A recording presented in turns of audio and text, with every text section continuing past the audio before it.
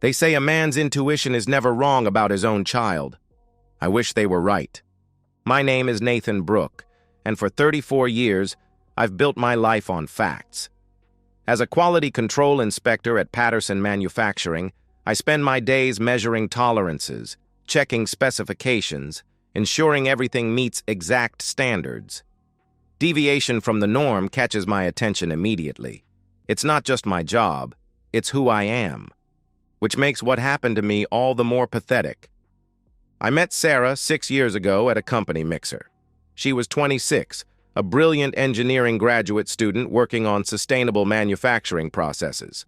I was 28, steady in my career, ready for something real. She had this way of tilting her head when she listened, like every word mattered. "You actually care about quality control?" she asked that first night. "Someone has to," I replied. "Without standards, everything falls apart." She smiled at my response. I like that. We were inseparable after that. Sarah moved in with me after 8 months. We talked about everything. Her dreams of revolutionizing manufacturing, my plans for advancement, the house we'd buy, the kids we'd have. She was brilliant, ambitious, and she chose me. The wedding came 2 years later. Simple ceremony, just family and close friends. When Sarah said her vows, I believed every word. "I promise to trust you completely," she said, looking into my eyes. "To build our life on honesty and love." I should have paid more attention to how easily those words came to her. For 4 years, everything seemed perfect. We bought a house in Maplewood, a colonial with a big backyard. Sarah landed a job at Henderson Engineering. I got promoted to senior inspector. We were building the life we'd dreamed of. Then Sarah's depression hit like a freight train. It started slowly. Missed dinners, canceled plans, spending weekends in bed. At first I thought it was work stress, but it got worse. She stopped cooking, cleaning, talking about the future. Some nights I'd come home to find her exactly where I'd left her, still in pajamas, staring at the television. "Sarah, talk to me," I'd say. "What's wrong?"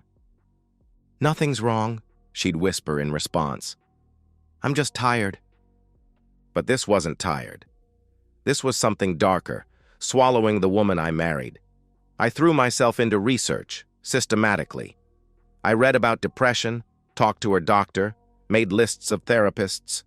Sarah resisted at first, but eventually agreed to try therapy. That's when I found Dr. Marcus Landon. Dr. Landon specialized in treating mental health professionals and high-achieving individuals. Harvard Medical School, published research, glowing reviews. His office was upscale, dark wood and leather, screaming competence and discretion. "I think you should see him," I told Sarah, showing her his website. "He has experience with people like you, smart, driven, successful." Sarah looked at his photo for a long moment.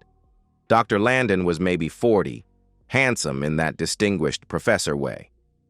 "He looks professional," she said finally. "I'll call tomorrow," I promised her. I made the appointment myself, drove her to the first session, waited in the lobby. When she came out an hour later, there was something different in her eyes. Not hope exactly, but focus. "How was it?" I asked. "Good," she replied. "He listens. Really listens." The change in Sarah was remarkable. Within 6 weeks, she was getting up early, making breakfast, talking about work with enthusiasm I hadn't seen in months. Within 3 months, she was laughing again, planning weekend trips, discussing our future. "Dr. Landon says I was avoiding intimacy because I was afraid of being vulnerable," she explained one night. "I was protecting myself by shutting you out." I reached across the table and took her hand. "I'm just glad you're feeling better." "I am," she said in response. "And I want to show you how much our marriage means to me." That night, we made love for the first time in months. Sarah was different, more confident, more present. She initiated things she'd never been comfortable with before, seemed to know exactly what she wanted.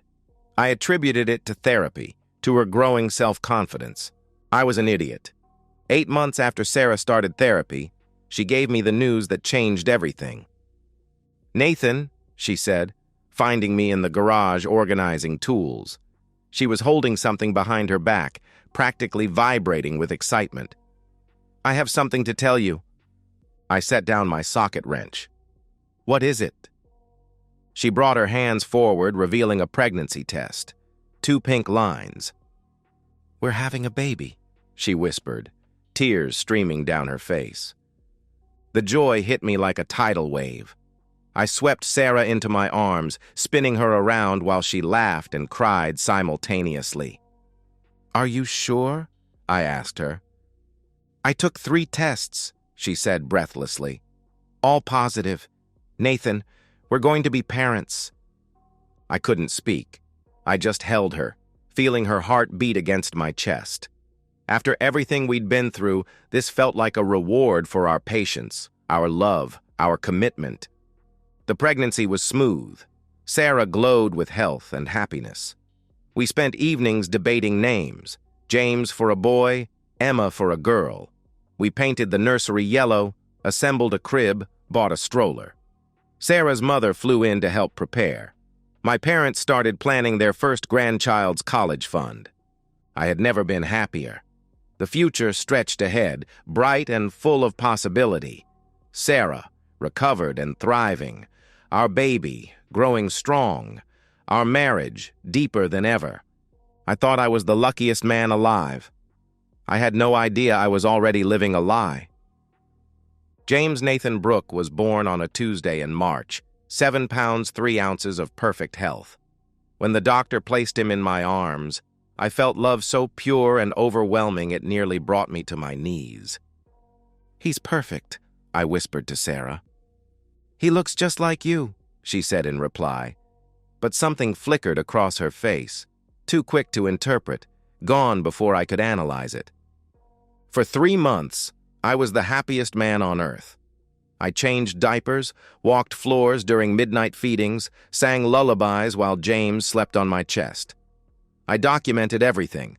First smile, first laugh, the way he gripped my finger with surprising strength. But slowly, quietly, questions began to form. When I held him for the first time, I felt pure love.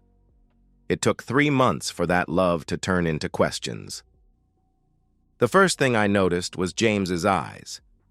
Sarah has green eyes, the color of sea glass. Mine are blue, inherited from my father. But James's eyes were brown, deep chocolate brown that reminded me of coffee grounds.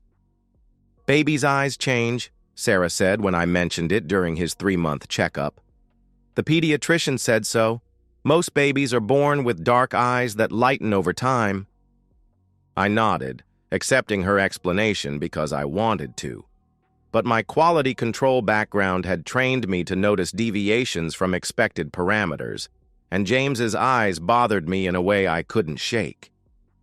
That night, I researched infant eye color genetics. The science was complex but clear. 2 parents with light eyes could produce a brown-eyed child, but it required recessive genes from both sides. I traced my family history, blues and hazels going back generations. Sarah's family showed similar patterns, greens and grays. Possible, but unlikely. The probability bothered me. Then there was James's hair. Sarah has straight black hair, thick and glossy. Mine is light brown, slightly wavy. James's hair was dark like his mother's, but it had a curl pattern that didn't match either of us.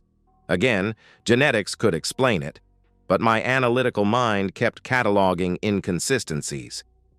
"He doesn't look like either of us," I said one evening during bath time. He was 4 months old, becoming more alert, more distinctly himself. Sarah's hands stilled on the washcloth. "What do you mean?" she asked defensively. "Just the eyes, the hair. People usually say babies look like their parents, but everyone who sees James just says he's cute. No one sees a resemblance." "Babies change," Sarah said quickly in response. "And besides, he has your chin. Trust me, Nathan, he's yours." Her tone was defensive, almost aggressive. That was new. Throughout our marriage, Sarah had been patient with my questions, my tendency to overthink. But now she seemed irritated by my observations about James. I started paying closer attention to her reactions. When my mother commented that James had such unique features during Sunday dinner, Sarah snapped at her. "Not every baby has to be a carbon copy of their parents, Helen. Genetics is more complex than that." My mother raised her eyebrows. "Of course, dear. I just meant—" "You meant he doesn't look like Nathan," Sarah interrupted. "I know what you meant." The table went quiet. Later, my mother pulled me aside. "Is everything okay with Sarah?" she asked me privately. "She seems tense." "New mother stress," I said automatically, but I didn't know how okay it was. Sarah's behavior was becoming increasingly erratic. She was defensive about James's appearance, evasive about his medical appointments, eager to return to work much earlier than we'd discussed. "I'm not going to be one of those women who disappears into motherhood," she declared when I suggested more time at home. "I have a career, Nathan. I have goals beyond diaper changes." These conversations left me feeling off balance, like I was missing some crucial piece of information. I found myself studying James when Sarah wasn't around, looking for some feature that would settle my growing unease. At 6 months, James was beautiful, healthy, alert, developing normally. But he still didn't look like me, or Sarah. His features seemed to belong to someone else entirely. The doubt was eating at me. I'd wake up at night and watch James sleep, this perfect little boy I loved desperately, and feel sick with questions I couldn't voice. What kind of father doubts his own son? But I couldn't stop noticing things. Sarah's therapy sessions with Dr. Landon had officially ended, but she still spoke about him frequently. Marcus says became a common preface to her opinions about child rearing and marriage dynamics. When I suggested couples therapy for new parent challenges, she dismissed the idea immediately. "Marcus thinks couples therapy is often counterproductive," she told me. "He says it's better to work through issues individually." "When did you discuss our marriage with Dr. Landon?" I asked her. Sarah's face flushed. "It came up during therapy. That's what therapy is for, Nathan, working through life issues." "But your therapy was for depression," I pointed out. "Why were you discussing marriage advice?" "Because everything is connected," she said impatiently in response. "My depression affected our marriage affected my depression." I wanted to believe her, but my instincts were screaming that something was wrong. The breaking point came during a family gathering. James was 7 months old, sitting up on his own. Sarah was holding him on her lap while he babbled at my cousin's daughter. "He's such a happy baby," my aunt commented. "And so handsome. Those eyes.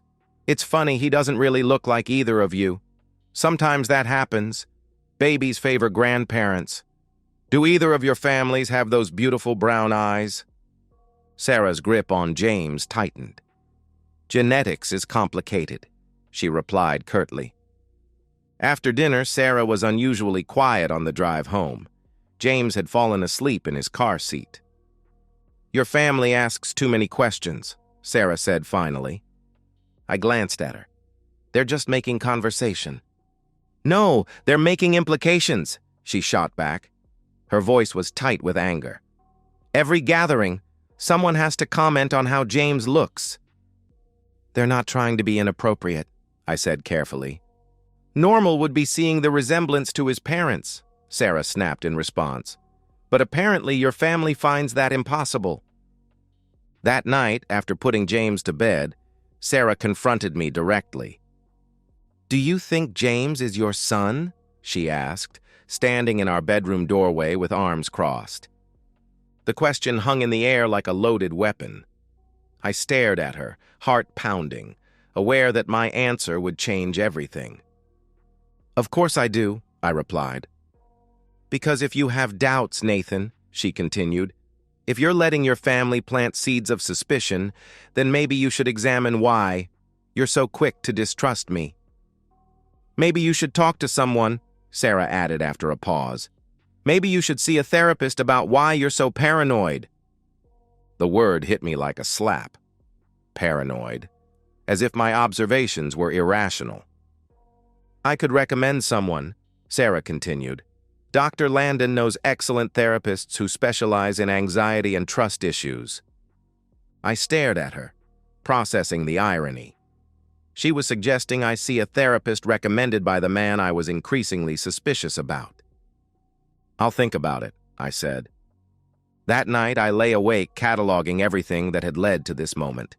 James's brown eyes, his unfamiliar features, Sarah's defensive behavior, her frequent mentions of Dr. Landon, the timing of her pregnancy, 8 months after starting therapy. Some men live their whole lives wondering. I couldn't be one of them. The next morning, I researched discrete paternity testing services. Home kits, lab analysis, results in 3 to 5 business days. Complete confidentiality guaranteed. I read testimonials from other men in similar situations, men who'd trusted their instincts, men who'd chosen to ignore them. My finger hovered over the Order Now button for 20 minutes. Some men spend their lives wondering if they can trust their instincts. I couldn't be one of them. I clicked the button. The paternity test kit arrived 3 days later in a plain brown envelope addressed to me at work. Inside was everything I needed: cotton swabs, collection tubes, detailed instructions, and a prepaid return envelope. The process was simple. Collect cheek swabs from myself and James, seal them in provided containers, mail them back for analysis. Simple, but not easy. For 2 days, the kit sat in my desk drawer, unopened after that initial inspection. Every time I looked at it, I felt sick. What kind of father does this? What kind of husband suspects his wife of this level of deception without concrete evidence? But then I'd remember Sarah's defensive reactions, her evasiveness, the way she'd called me paranoid for noticing what everyone else noticed, that James looked nothing like either of us. On Friday evening, while Sarah was giving James his bath, I made my decision. I collected my own sample first, swabbing the inside of my cheek and sealing the cotton swab in its labeled tube. Then I waited. The opportunity came Saturday morning. Sarah had gone grocery shopping, leaving me alone with James for a couple of hours. He was napping in his crib, peaceful and unaware that his father was about to violate the trust between them in the most fundamental way possible. I stood beside his crib for 5 minutes, just watching him sleep. He was beautiful. Pink cheeks, long eyelashes, tiny hands curled into fists. I loved him completely, desperately, in a way that made my chest ache with intensity. He was innocent in all of this. "I'm sorry, buddy," I whispered to him, gently collecting the cheek swab. The collection process took less than 30 seconds, but felt like a lifetime. I sealed his sample, double-checked the labels, and packed everything according to instructions. That afternoon, while Sarah thought I was running errands, I drove to the post office and mailed the samples. Results in 3 to 5 business days. The waiting was torture. I went through motions of normal life, work, dinners, bedtime routines, while internally counting down hours until I'd know the truth. Sarah seemed to sense my tension. "You've been quiet lately," she observed Tuesday evening. "Everything okay?" "Just work stress," I lied. "Maybe you should take a vacation," she suggested. I almost laughed at the irony. A vacation. As if rest would solve the problem of potentially discovering my entire life was built on a lie. Wednesday and Thursday crawled by. I checked my work email obsessively, knowing the results would come there instead of home. Friday morning, the email arrived. Paternity test results, confidential, sat in my inbox at 8:47 a.m. I stared at the subject line for several minutes, heart pounding so hard I could hear it in my ears. Once I opened this email, there was no going back. I clicked it open. The results were presented in clinical language, charts, and percentages that reduced the most important question of my life to cold scientific data. But the conclusion was unmistakable, printed in bold letters. Probability of paternity, 0%. Nathan Brooke is excluded as the biological father of James Brooke. The paper fell from my hands. I stared at my computer screen, reading the results again and again, hoping I'd misunderstood. But the science was clear. James was not my biological son. The nausea hit first, followed by dizzy disorientation that made me grip my desk to stay upright. 7 months. 7 months of loving this child, planning his future, believing he was mine. 7 months of Sarah's lies, of her calling me paranoid for noticing what DNA testing had now confirmed. I locked my office door and spent the next hour processing implications. This wasn't just about James. This was about Sarah's entire recovery narrative, her affair with Dr. Landon had apparently begun early in therapy, early enough that James could be his son. Everything Sarah had told me about healing, about rediscovering intimacy, had been cover for the biggest betrayal possible. I printed a second copy and placed both copies in separate sealed envelopes. One went into my office safe, the other went into my glove compartment, along with original kit packaging and tracking information. If this went to court, and I was already certain it would, I needed to document everything meticulously. That evening, I watched Sarah feed James his dinner, the same routine we'd performed hundreds of times. But now I saw it differently. The way she avoided my eyes when I asked about her day. The way she deflected when I mentioned James's upcoming appointment.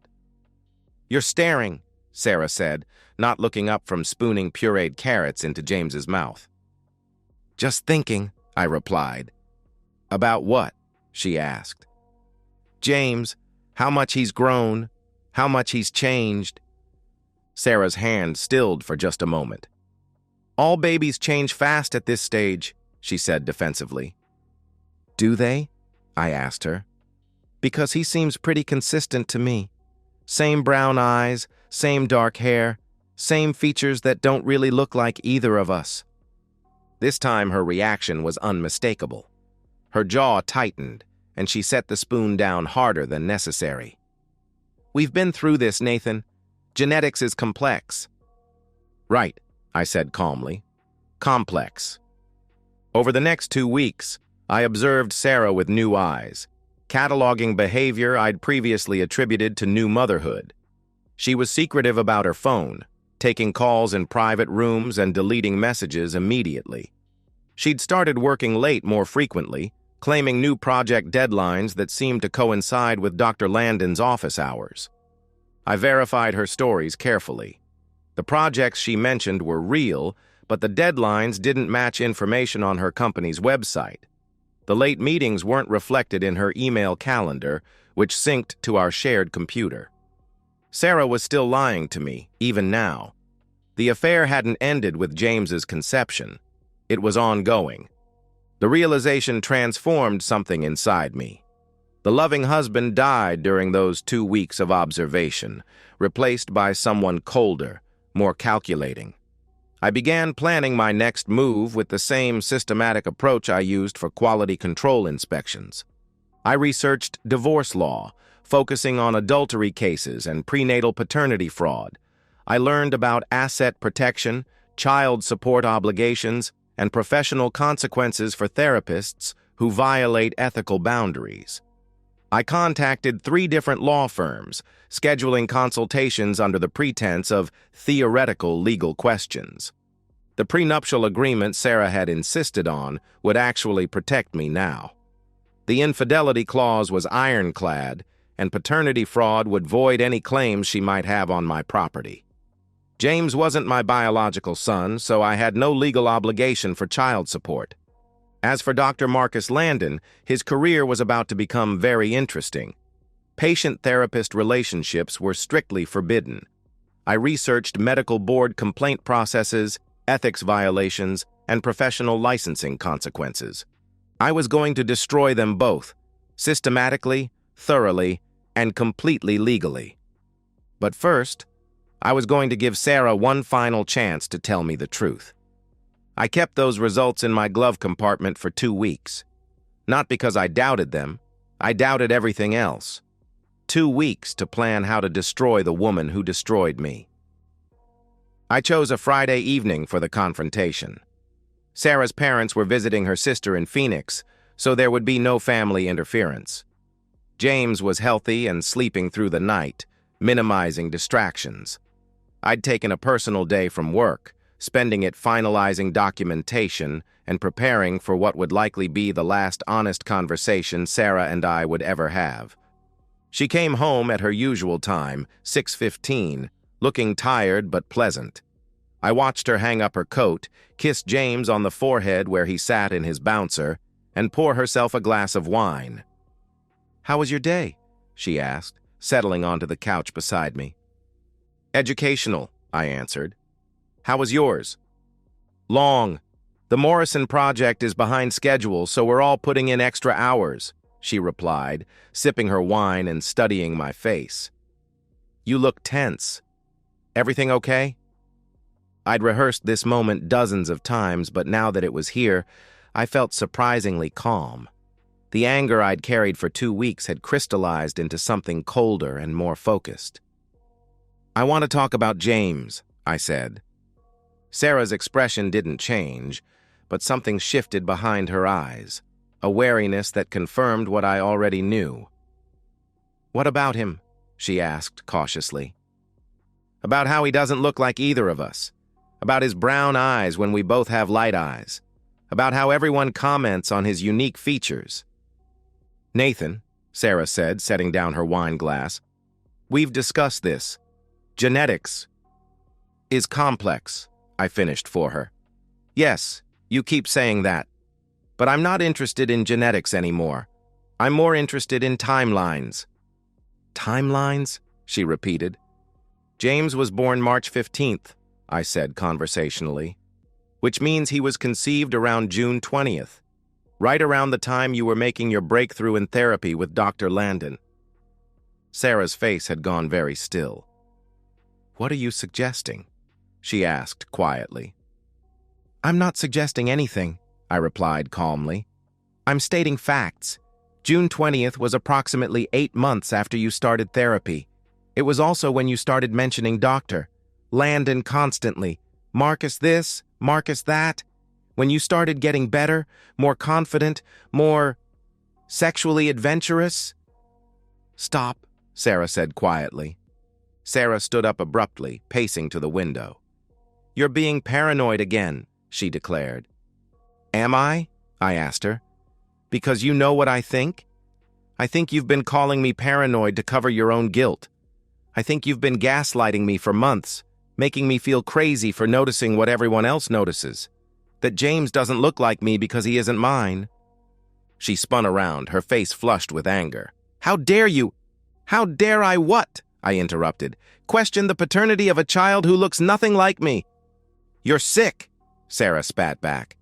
"You're accusing me of adultery because our baby doesn't meet your genetic expectations?" I reached into my jacket pocket and pulled out the sealed envelope containing the paternity test results. "I'm not accusing you of anything, Sarah. I'm telling you what I know." Her eyes fixed on the envelope, and for the first time since I'd known her, Sarah looked genuinely afraid. "What is that?" she whispered. "DNA analysis," I said, opening the envelope and removing the papers. "Professional paternity testing, chain of custody documentation, scientific proof that James is not my biological son." I held out the results, watching Sarah's face as she read the conclusion. Her mask didn't just slip, it shattered completely. The woman I'd married disappeared, replaced by someone calculating and desperate. "Where did you get this?" she whispered. "I collected the samples myself," I told her. 0% probability of paternity, Sarah. 0. She sank back onto the couch, the papers clutched in her hands. For a moment, I thought she might finally tell me the truth. Instead, she rallied. "This is illegal," she declared. "You can't test a child without both parents' consent." Actually, I can, I replied calmly. I'm his legal father until proven otherwise, which I just did. Sarah crumpled the papers and threw them at me. You bastard! You sneaky, paranoid bastard! Tell me about Dr. Landon, I said calmly. There's nothing to tell, she insisted. Sarah, I have scientific proof that James isn't mine, and the timeline points directly to your therapy period. You can either tell me the truth or I can draw my own conclusions. She was quiet for a long moment, hands shaking as she reached for her wine glass. When she spoke, her voice was barely audible. It wasn't supposed to happen, she admitted. The confession hit me like a physical blow, even though I'd known it was coming. But it did happen, I stated. Yes, she whispered. She couldn't meet my eyes. It started as friendship. He was helping me through the depression, and I felt understood for the first time in months. When did it become physical? I asked. Another long pause. June, she answered. While you were still coming home to me, I said. While I was celebrating your recovery. She said nothing. Is it still going on? I pressed. Her silence was answer enough. Does he know about James? I continued. Yes, she whispered. Does he know James is his son? Sarah's face crumpled. We think so. The timing fits. You think so? I asked her. You're not certain? The dates were close, she admitted. You and I were still intimate sometimes. But Marcus and I were more frequent, and James looks more like him, so we assumed. You assumed, I repeated. I felt something break inside my chest, not my heart, that had been broken for weeks, but something deeper. Nathan, I love you, Sarah said desperately. What happened with Marcus was a mistake, a moment of weakness when I was vulnerable. But I love you, and I want to work through this. Do you love him? I asked directly. The question hung in the air. Sarah's hesitation told me everything. It's complicated, she finally said. No, I replied firmly. It's really not. You had an affair with your therapist, got pregnant with his child, and have been lying to me for over a year. I walked to my desk and retrieved the folder I'd prepared. Copies of DNA results, timeline documentation, screenshots of Dr. Landon's credentials and ethics guidelines. Dr. Marcus Landon is about to have very interesting conversations with the medical board about his professional ethics, I told her. Patient relationships are strictly forbidden, Sarah. You can't do that, she whispered. I already have, I informed her. The complaint was filed this afternoon. Sarah shot to her feet. Nathan, you don't understand. If Marcus loses his license, he loses everything. Good, I said simply. Sarah began crying then, not gentle tears of remorse, but ugly, desperate sobs of someone who realizes their world is collapsing. Nathan, please. We can work through this. I'll end things with Marcus. We can go to couples therapy. How far did you mean for it to go, Sarah? I interrupted. Getting pregnant and pretending the baby was mine? Lying to my face while I questioned my own sanity? I panicked, she sobbed. When I realized I was pregnant, I panicked. You could have told me the truth, I pointed out. I was afraid you'd leave me, she replied through her tears. So instead, you decided to trick me into raising another man's child? I asked. I picked up the folder and moved toward the stairs. I'll be sleeping in the guest room from now on. I've contacted a divorce attorney, and you'll be served with papers next week. The prenup is clear about infidelity. You'll receive nothing. Since James isn't my biological son, I have no child support obligations. You can't do this, Sarah said desperately. I'll fight the divorce. I'll claim the paternity test was fraudulent. You'll lose, I said simply. I documented everything, Sarah. Every lie, every timeline inconsistency, every defensive reaction. That night, I slept in the guest room for the first time in 7 years of marriage. Through the thin walls, I could hear Sarah crying, not quiet tears of genuine remorse, but frustrated sobs of someone who'd been caught and was angry about the consequences. For the first time in 6 months, I slept through the night. The truth, even when it destroys you, sets you free. The divorce proceedings moved with mechanical efficiency, each step bringing me closer to freedom from the elaborate lie my marriage had become. My attorney, Margaret, specialized in complex domestic cases. She reviewed my documentation with methodical attention. "This is remarkably thorough," she told me during our second meeting. "DNA results, timeline documentation, professional ethics violations, prenuptial agreement with infidelity clauses. Your wife's attorney will have very few options." The prenuptial agreement, ironically championed by Sarah's father to protect her assets, became my shield instead of hers. Sarah had insisted on it during our engagement, claiming her father's business connections required protection. Now that protection worked in reverse. The infidelity clause was ironclad. Adultery voided any claim to marital assets, alimony, or community property.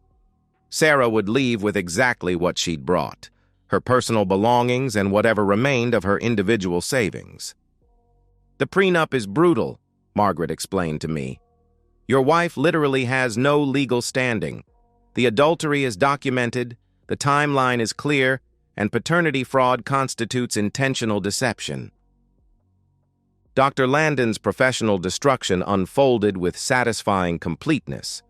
The medical board investigation revealed that Sarah wasn't his first boundary violation. 2 other former patients came forward with complaints of inappropriate relationships. His practice collapsed as referrals disappeared and patients canceled appointments. His malpractice insurance was canceled. His professional reputation became unsalvageable. Most importantly, his ability to support Sarah and James evaporated along with his career. Sarah moved back to her parents' house in Westchester 3 weeks after I filed for divorce. Her father, who had initially supported her version of events, changed his tune after reviewing the DNA evidence and understanding the financial implications of the prenuptial agreement he'd insisted upon. "He called me yesterday," Margaret reported to me. "Apparently Sarah's father is furious that his daughter's stupidity triggered the very protections he'd put in place. He's refusing to financially support her long term."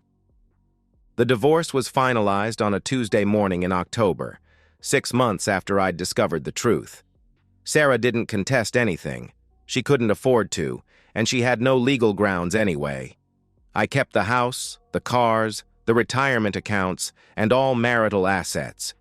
James, now 14 months old, was legally Dr. Landon's responsibility. I signed away any parental rights I'd never actually possessed, clearing the path for his biological father to assume full legal and financial obligations. I saw them once more, at the courthouse during the final hearing. Sarah looked exhausted, her previous confidence replaced by hollow-eyed desperation. James was on her hip, babbling happily at the fluorescent lights, unaware that his world had been completely restructured around him. Dr. Landon wasn't there. According to court records, he was fighting his own legal battles. The medical board had officially revoked his license, and he was facing potential criminal charges for professional misconduct.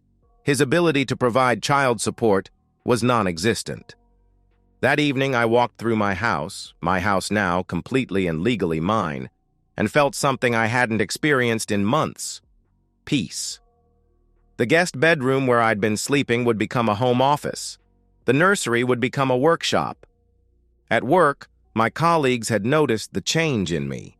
Where I'd once seemed distracted and anxious, I now approached projects with renewed focus. My supervisor mentioned that my attention to detail had always been exceptional, but lately it seemed even more precise. The promotion came through in November, Senior Quality Control Manager, a position that opened when my predecessor retired early. The irony wasn't lost on me that my personal experience with deception and betrayal had somehow sharpened my professional ability to detect flaws and inconsistencies. I heard updates about Sarah and Dr. Landon occasionally, through mutual professional connections. Sarah had taken a job at a smaller engineering firm at significantly reduced pay.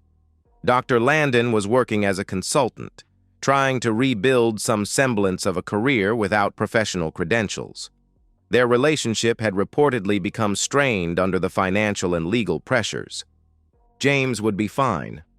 Children adapt, and he was young enough that he'd never remember me as anything more than a vague figure from his infancy. Sarah's parents, despite their anger at their daughter's choices, wouldn't let their grandson suffer. People sometimes asked about my divorce, fishing for details about what had gone wrong. I kept my answers simple. We grew apart, or we wanted different things.